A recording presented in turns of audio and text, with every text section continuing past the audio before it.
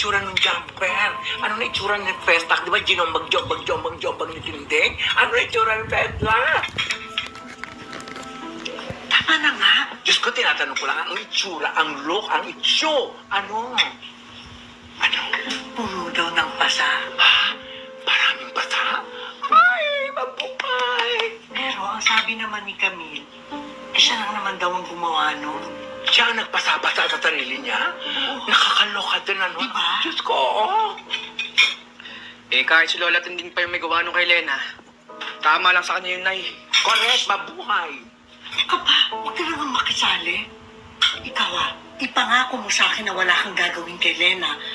Mamaya, manggulo na naman yung tatay mo. Mangako ka sa akin.